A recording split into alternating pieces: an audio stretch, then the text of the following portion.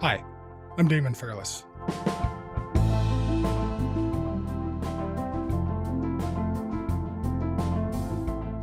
I don't think I'm alone in saying that 2023 has not been a great year, and it's been especially bad for Elon Musk. It could have been a good one. He is, after all, one of the richest men on the planet, but largely by his own doing, it was a stinker. The South African entrepreneur kicked off the year in the headlines as the first person ever to lose $200 billion in wealth. And now he's ending it with a series of bogeys. If somebody's going to try to blackmail me with advertising, blackmail me with money, go f yourself. X, formerly known as Twitter, is absolutely bleeding advertisers.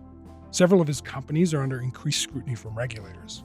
Tesla, once its bread and butter, is facing a recall of nearly all its vehicles sold in the US. And maybe worst of all, for Musk at least, his reputation has shifted from media darling and climate savior to ill-tempered, misunderstood, eccentric rich guy. Paris Marx is here with me today. He's the host of the podcast Tech Won't Save Us, which recently did a 4-part series on Elon Musk. And he's here to take stock of everything that went wrong for Elon this past year, how it's derailed his carefully crafted public persona, and whether there's any hope he can turn things around in 2024.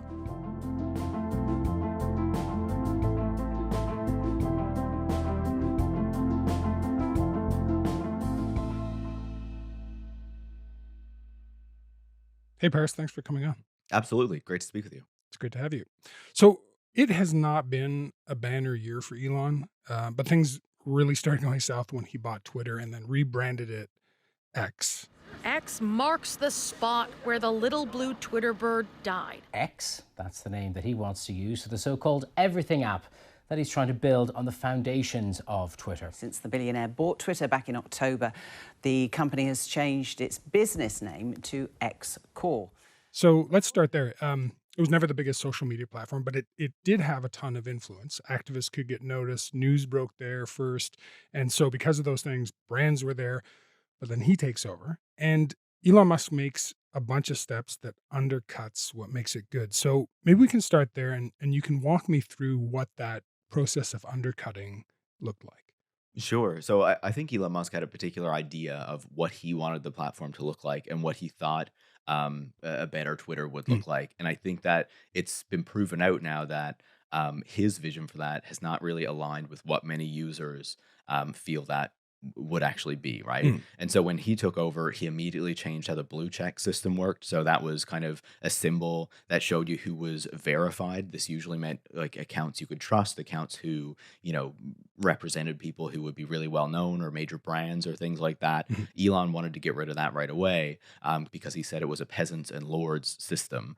And so he wanted to make it so anyone could buy their own blue check.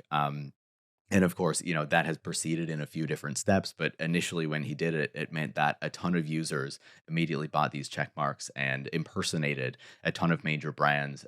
One in particular, I believe, was called Eli Lilly. Right. And someone kind of imitated this account and said that it was going to allow its insulin to be given away for free, I think it was, which obviously in the US market is not something that it would want. The company's stock price tanked by more than 4% and erased $15 billion worth of market value.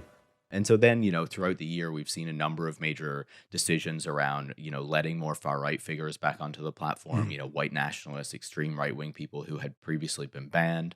And then Elon Musk's kind of, own belief that he simply didn't need as many people as the company had hired. And so engaged in mass layoffs in a series of different times in order to really cut down the number of workers. And we've seen that's really affected stability and moderation and all these other things on the platform as well. Yeah, and you talk about like reinstating right-wing personalities. Like recently, Alex Jones of InfoWars fame, who was denying the Sandy Hook shooting, is now back on. But he was also suspending accounts too, right? Like there were a number of accounts from kind of left-leaning folks that he suspended. Totally, and I think the Alex Jones thing was actually quite shocking. He's unbanned a lot of different people, but so while he's been doing that, allowing all these people back on the platform, as you say, he's been banning people on the left who say things that he doesn't particularly like. About a year Mm. ago, as we speak, he banned a bunch of journalists who were reporting on this Twitter account called Elon Jet, Yeah, which yeah, kind of okay. tracked the movements of Elon Musk's private jet. And Elon felt that he was being personally targeted and his safety was at risk. And of course, none of that was the case. But he went on this kind of mass banning spree of journalists and anyone who was kind of tweeting about this account at all. Twitter CEO Elon Musk bowing to pressure and reinstating the accounts of several journalists he had banned. It caps off a tumultuous week for Twitter after Musk first suspended the account that tweeted the whereabouts of his jet, and then the accounts of 9 journalists who reported on it.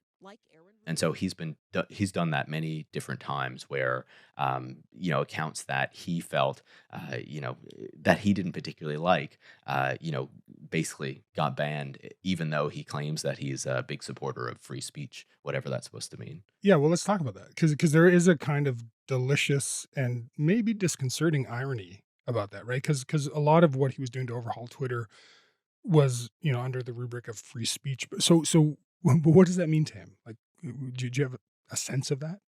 Yeah, I think it's pretty clear that when he says free speech, he means that, if you have a particularly bigoted view, a particularly racist or transphobic view that you want to put out into the world, you should not be stopped from doing that and you should face no consequence for doing that.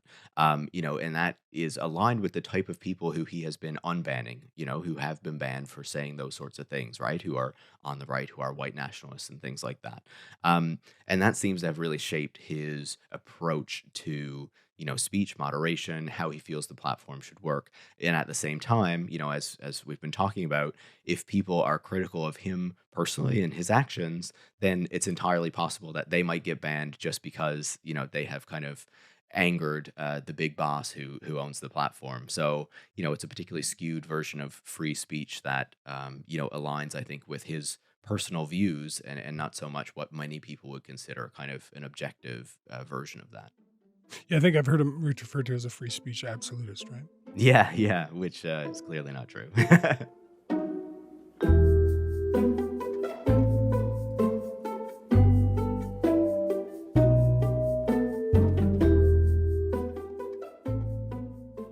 Beyond his views of what constitutes free speech, how has his own ideology played into that? Can we kind of go into the sub basement of his mind if we can go there? Yeah, absolutely. Obviously it's hard to psychoanalyze someone who you've never met and don't know well, but based on all the reporting that's been done, based on the biographies that have been written about him, I think we can kind of see that for a while, Elon Musk, he did really believe that he was changing the world. That he was kind of solely responsible for solving key problems in society. Like climate change and making humanity a multiplanetary species. Really? But I think that we've seen a really notable shift over the past year or so, where these things have gotten much worse, right? Obviously, when people see his tweets and see some of the statements that he's been making in recent months, Mm. He's had some pretty unhinged interviews where he's told advertisers to F off or go F Yeah, the deal themselves. book scenario. Yeah, exactly. And then earlier this year, he had one with CNBC where, he was kind of very directly saying that he did not care if there were consequences for the types of things he's saying because he's been spreading conspiracy theories and kind of, echoing some really vile things that users on the platform have been posting, the types of people that he is encouraging and has removed the bans on. But then on top of that, there's this kind of broader shift that I think plays into this too, right? It through the 2010s, for the most part, Elon Musk was praised as this man who was addressing these problems, right? He was Mhm. growing Tesla and making people interested in electric vehicles. He was pushing forward the space program again after a lot of kind of disinvestment in at least the human side of the space program. There were still a lot of robots and rovers and Mhm. stuff going out there. But so he was generally praised for all these things. And then, around 2018, we start to have this general reassessment of the tech industry where Right. after a decade or so of praise, people started to say, wait, there might be some consequences to these tech companies like Facebook or Amazon or, the power that these men have accumulated. And that resulted in a lot more critical coverage of those companies and of Elon Musk as well. And you saw a number of powerful people in the tech industry in that moment really kind of recoil from journalism and really start to criticize journalists, but also, because of the nature of how politics works in the States and other countries, when he was investing in electric vehicles, the praise usually came from liberals and people who are more on the left. And then, that criticism was coming from those same people who he could previously expect praise from. And so, the people who then were more open to praising him at a time when, these people did have much more power, much more wealth, wanted to avoid regulations and higher taxes were people on the right. And so they were more than happy to, realign their politics. How much of a realignment was actually necessary there, I think we could debate. But to embrace the right much more. And we've seen Elon Musk really go hard on this year, telling people to vote for Republican politicians, echoing kind of right-wing immigration politics, even going to the Texas border to kind of shame migrants and criticize them and things like that. So it's been a really notable kind of public change in the persona there. Yeah, and there really have been some major consequences. So I'm just thinking with the changes he's made to X, a lot of users have bailed, and importantly, a lot of companies Yeah. have bailed, right? So IBM, Apple, Lionsgate, Bell Media, they've all pulled ads from the platform because, well, they don't want their brands displayed next to pro-Nazi posts. And Musk isn't doing anything to win them back either. There was all of the criticism. There was advertisers leaving. We talked to Bob Iger I hope today. they stop. You hope Don't advertise. you don't want them to advertise? No. What do you mean? If somebody's going to try to blackmail me with advertising, blackmail me with money, go yourself. But Go yourself. Is that clear? I hope it is. Hey, Bob, if you're in the audience. well, let me ask you then. So I guess I'm curious, how important are those advertising dollars to the platform? Yeah, they are actually very important. Before Elon Musk took over the company, Twitter was making about $5 billion a year, and about 90% of that was from advertising. And so, as the ad revenue declines and as he scares the major advertisers away from the platform, that's a significant hit to the finances of the company at a time when, interest rates have been rising. Elon Musk took out a ton of debt, $13 billion in debt, in order to finance his acquisition of the company. Yeah. And then on top of that, of course, he has been trying to, make new business models for the company, whether it's through subscriptions or charging for access to the API, which is, kind of the data streams and things like that come from the company. And certainly those have generated some new revenue, but it's not nearly as much as would be needed to make up the difference for all the lost advertising dollars. And so it's a real hit to the company itself. And then on top of that, it's just not as central, as you were saying, as it was before. Previously, this was a place where a lot of politicians would go. And, during the Trump administration in particular, people were always watching to see what he was going to be tweeting, and that made news, right? Now, he's scared off a lot of the journalists. Certainly some of them are still there, but they're not using it nearly to the same degree as they used to. Politicians aren't using it the same way. All of the kind of important people that made this relatively small platform much more impactful than it should have been are all kind of moving away from it now too, and that's going to have a serious impact on its continued relevance.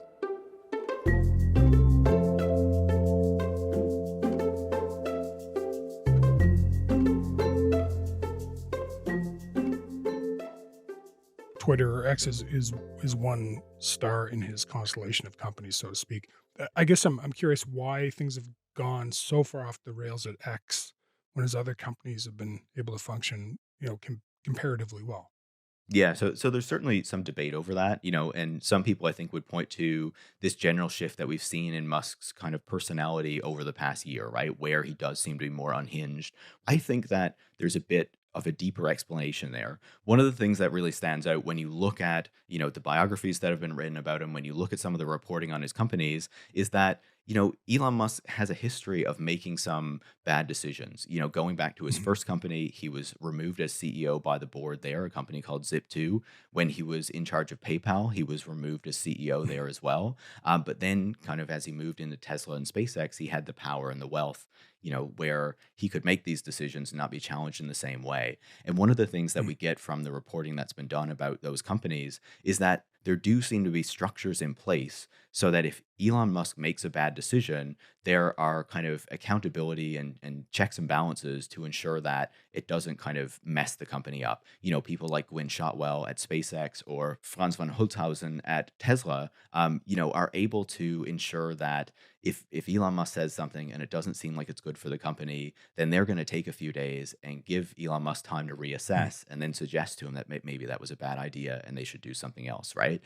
At Twitter, it's very clear that that was not in place. And I think it's pretty clear that Linda Yaccarino, the NBC Universal executive who he hired to become CEO, has not been able to kind of set up those mechanisms to ensure that, his decisions aren't seriously affecting the company. And it doesn't seem like that's going to happen anytime soon. The other thing that seems evident when we look at X is the varnish has come off in terms of revealing who Elon Musk is as a person, right? There's a mythology, I guess. So can you tell me how he was regarded, and I think more interestingly, how he wanted to be perceived?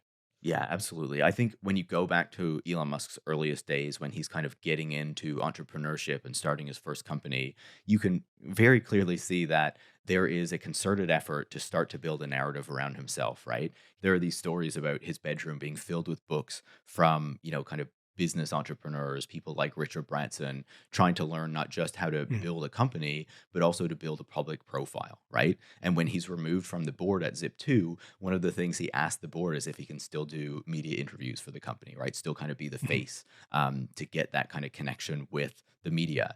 And we see early on, he's doing things like buying McLaren F1 supercars and getting CNN to come cover it. Just 3 years ago, I was showering at the Y and sleeping on the office floor. And now, obviously, I've got a $1 million car and quite a few creature comforts.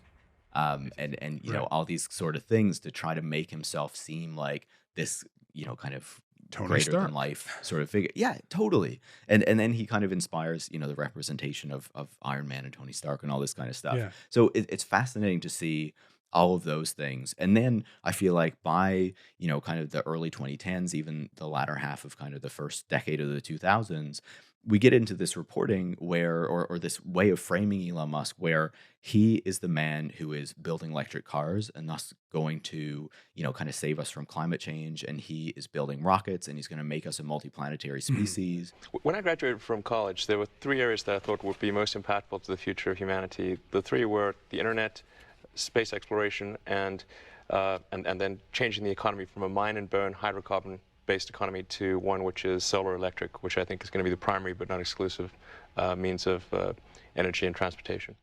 And basically anything he does kind of can't be questioned, right? Or, that he can basically do no wrong in the eyes of a lot of the reporting that is being done on him. And then, of course, the public profile that he has. Right. But then when you actually dig into the stories of like what is going on at his companies, you see time and again that the workers are reporting that they're being treated very poorly, that they're being underpaid, that they're being overworked and working incredibly long hours and being pushed to do so by Elon Musk.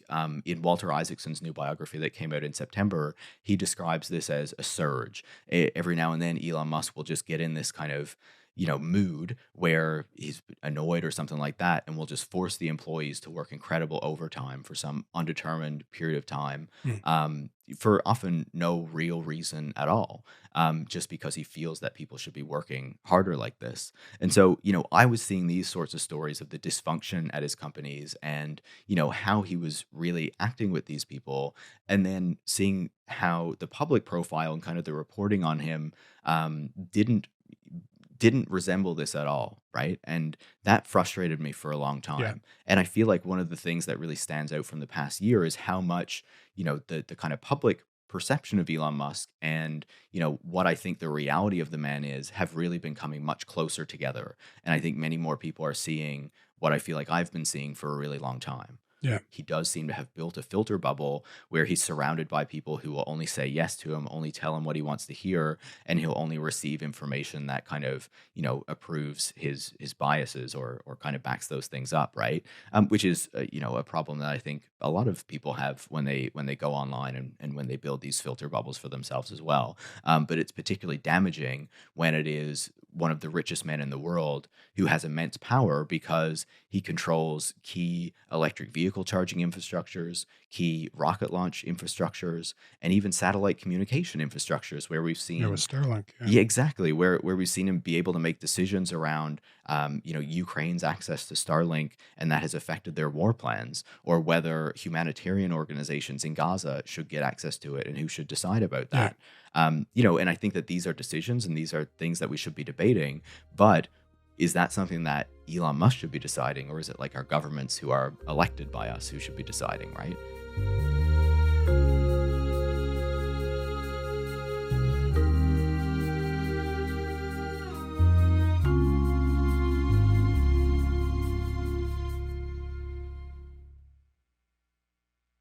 I just want to focus for a moment on some of the stuff that, if we're seeing him becoming a little more unfiltered, well, quite a bit more unfiltered, but we're seeing him, doing things like posting transphobic content on Twitter. He's accused of anti-Semitism. He was tweeting the Great Replacement theory as quote unquote actual truth, right? So I guess what I'm curious about is this a change? Where's this coming from? Is it new for him? Has he always been this way? I think it's a mix, right? I think that he has long said things that did kind of adhere to certain conspiracy theories, but weren't so outwardly conspiratorial. For example, he's been talking for years about declining population rates and declining birth rates and being really concerned about that. But when you hear the language that he uses, his concern is often that it's quote unquote smart people who are not having enough children. He has a really strong belief that you can measure intelligence by IQ, and that wealth is correlated to intelligence. So, because he's one of the wealthiest men in the world, he's also one of the smartest men in the world. And I think that these are really harmful ideas and have really long kind of legacies that are associated with racism and eugenics and things like that. So I think that, there was some of this there, but he wasn't nearly as outward about it, and he wasn't nearly as kind of, radicalized, I guess you would say, as he seems to be today. I also think it's profoundly sad. When you talk about him posting transphobic content, one of the things we know is that he has a transgender daughter who has disowned him, who, has publicly had her surname changed so that it's not Musk any longer because she doesn't want to be associated with him. And so as he's been posting all these things, he has said that he believes that his daughter was kind of affected by the woke mind virus and kind of brainwashed by cultural Marxism and all this kind of stuff. And, he's a man that talks a lot about having children and the importance of families and stuff like that. And I do think it's quite sad when you see, how he has a trans daughter and he still says these sorts of things.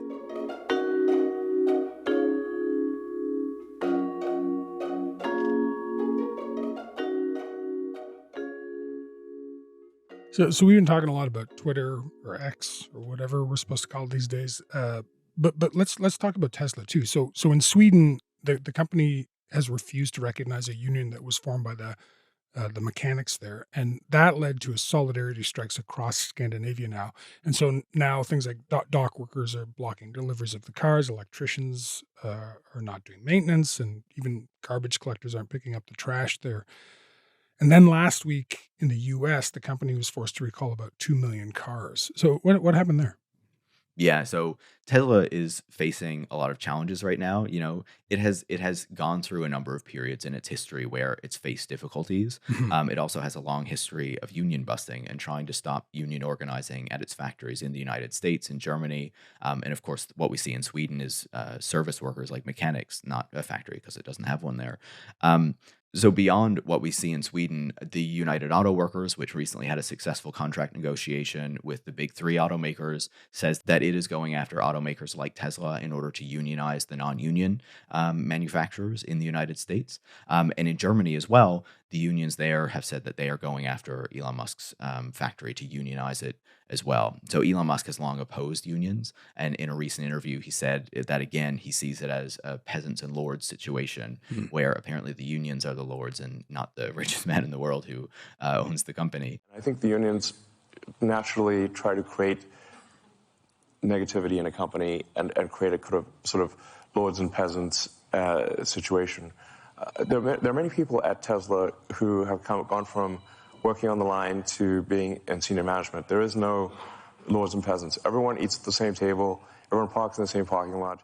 And so Tesla right now, of course, everyone will know that we are making this big push toward electric vehicles, right? And that our governments, whether it's in the US or Canada or Europe or wherever else, are unleashing a lot of subsidies to encourage people to buy electric vehicles. And Tesla, for a long time, has had some of the key models that people would buy. So Tesla now is not only facing competition, but we also have seen in the past about 6 months that sales growth of electric vehicles has really slowed. Because it does seem to have hit this sort of peak where a lot of the manufacturers seem to have excess inventory and can't seem to be selling so much. And so there's a general challenge that's hitting all of these automakers at the moment, and Tesla is not immune from that. And so it remains to be seen, what is actually going to happen there, what it's going to look like for their future, because Tesla has also been planning a factory in Mexico and said recently that it won't be moving forward with it at the moment. Yeah, and I mean, just so there are those, very real kind of business issues too, but also, Teslas they're kind of coming down in public esteem in a bit too. I'm just thinking there's the new Netflix movie, Leave the World Behind. Yeah. So Teslas were these coveted cars. They were the going to drive us into the sustainable future. And now that autopilot feature in them is a plot point you don't want to have associated with a company where in the movie, the car's autopilot system gets hacked and starts running people down on screen. What are you doing? Should we flag them down? Maybe they know something. There's no one in that car! I'm curious, I guess, how central is the autopilot feature to that brand? And what has this last recall done to the public's opinion of it? Yeah, it's absolutely central. One of the things that Elon Musk said about a couple of years ago now was that if autopilot and self-driving don't work out, then Tesla is worth virtually nothing. Because one of the things that really stands out when you look at Tesla's valuation, it's a publicly traded company versus a lot of other automakers, is that it's worth massively more, even though it sells many fewer cars than, say, a General Motors or a Ford. And that is because investors believe that there's going to be some kind of massive payout coming in the future from self-driving systems and robo-taxis and things like that. But time and again, Elon Musk and Tesla have been unable to deliver on those features. And one thing, you mentioned the big recall of over 2 million vehicles, I believe it is, that happened in the United States just recently. But over the past year or so, the regulators have really been stepping up enforcement and scrutiny in a way that they haven't for a long time. There's been complaints about the system for years. There have been crashes that have been caused by these systems, allegations that people have not been using them properly because, they designed the system in such a way that it could be used inappropriately in areas where it probably shouldn't have been turned on. U.S. safety regulators have investigated nearly 1,000 crashes involving Tesla's autopilot system. A Washington Post report found about 40 of these crashes were fatal, including 8 where autopilot was engaged on roads where it was not supposed to be used at all. And so now what we see is regulators really taking a look at that, making it seem like they are going to be putting much more forceful expectations on autopilot and on Tesla, could mean even greater difficulties for Musk and for Tesla. And I should just mention too, when we're talking about a recall, this is really just a software update over the cloud. It still is technically a recall, but I just think it's important to mention that. Exactly. CEO Elon Musk put out a post on X saying that the company has a moral obligation to continue to improve safety systems. But they also make the point, they say that anecdotes of accidents and claims by lawyers are not hard data. And they claim hard. There's also the recent unveiling of the Cybertruck just last month, which is, I guess, funky looking, to be kind. What's that been like? How have people reacted to the Cybertruck? Yeah, I think it's been clear for a while that the response to the Cybertruck was not going to be great. This is supposed to be Tesla's kind of competition with the Ford F-150 and, these major kind of pickup trucks. And it really doesn't seem like it's going to be that at all. It really didn't help that there was that video going around of the Cybertruck stuck on a snowy hill and then, being rescued by a Ford Totally. truck. Yeah, I think if you're buying a vehicle like that, you're going to expect it to be able to handle some more difficult terrain. But there have been a number of vehicles that show the Cybertruck having challenges on even kind of, not very steep inclines and things like that. And, also looking awkward, I think doesn't help. Yeah, yeah.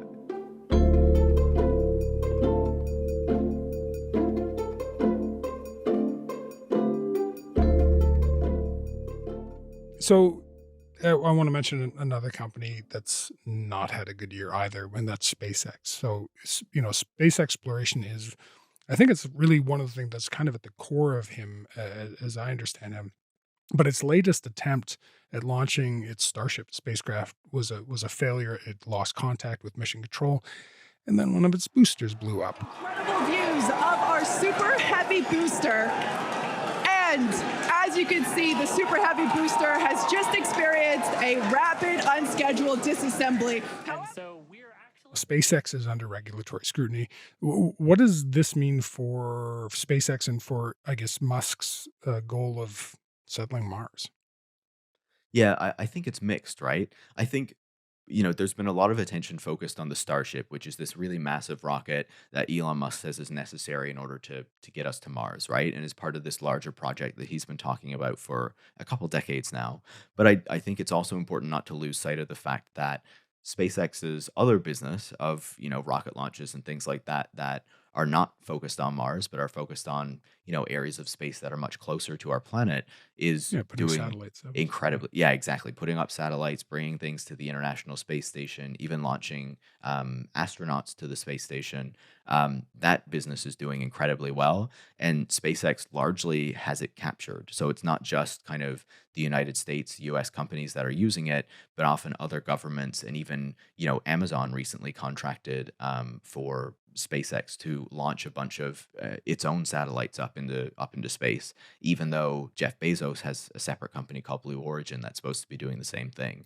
So SpaceX is really dominant in this field right now. And I would say that one of the things that stands out to me when I look at this is that I think the talk about Mars is often a bit of a distraction. Like, I think it's important to pay attention to what's going on with Starship because it is having serious environmental impacts.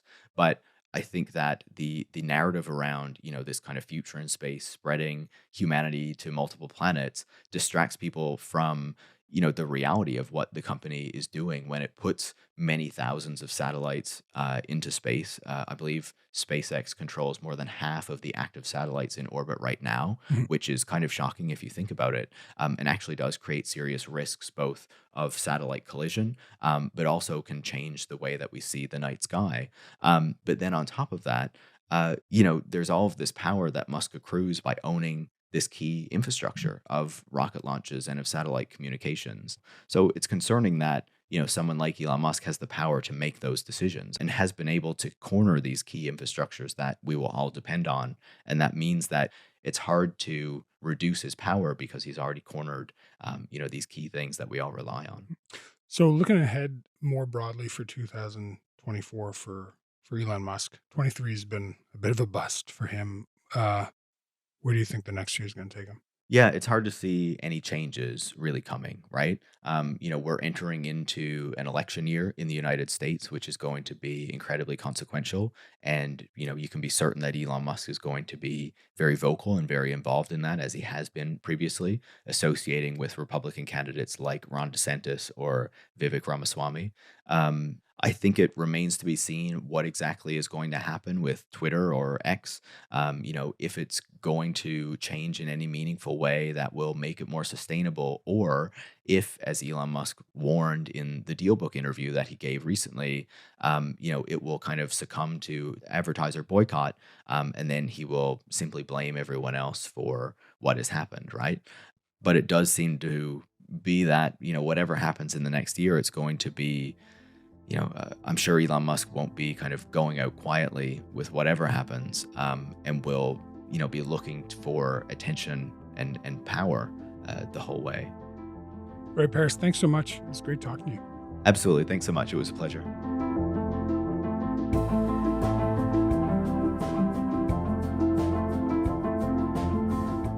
All right, that's all for today. I'm Damon Fairless. Thanks for listening to Front Burner. I'll talk to you tomorrow.